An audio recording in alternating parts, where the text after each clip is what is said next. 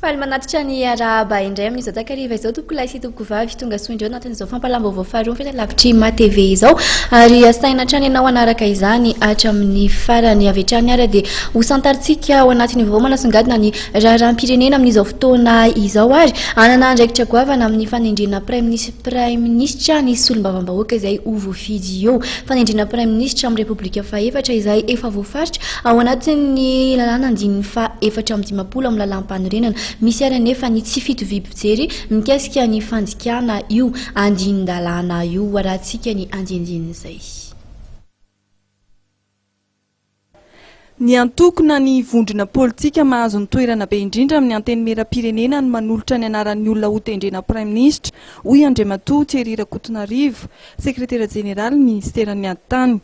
Nosoritan'ny ihany koa fa tokony tsy miandry fivorian'ny anteny mera-pirenena amin'ny fanoloran'ilay atoko na vondrona mahazo toerana be indrindra ao amin'ny anteny mera-pirenena. Andrasantsika aloha zany zao ny famoahan'ny fitsarana manokana momba ny fifidianana ny voka-pifidianana ofisialy ho an'ny fifidianana solombavam-bahoaka. Aorian'izay dia andrasana ny fanoloran'ny groupe politika, ny vondrona politika na ny antoko politika nahazo député maro teo anivon'ny anteny mera-pirenena ny anaran'olona ho tendrena ho prime ministre ny gouvernementa ankehitriny.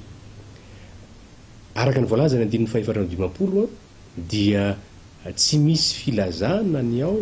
milaza fa tsy maintsy miandry ny fivorian'ny anteny mera-pirenena izany fanoloran'izany satria tsy fidin'ny anteny mera-pirenena ny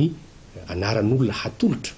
ho tendrena ho prime ministre fa ny antoko politika na ny vondrona antoko politika manana député maro anisa no manolotra n'izany anaran'izany any amin'ny filoham-pirenena ho tendrena amin'ny alalan'ny didim-panjakana.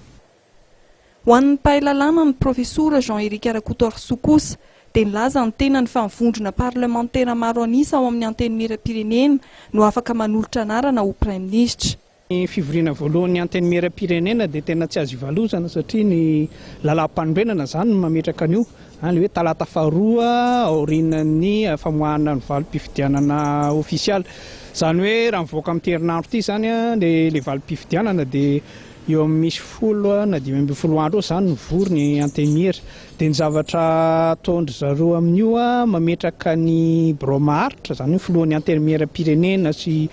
reo filoha-levitra isan-karazany mametraka ny voamiera sy eo amin'izay zany vao tena mipetraka ny vondrona parlementaire izay ahitana n'le maro anisa izay afaka hanolotra ny prime ministre. Zany hoe ny feim-potoana zany tena miakina amin'io fivoriana voalohany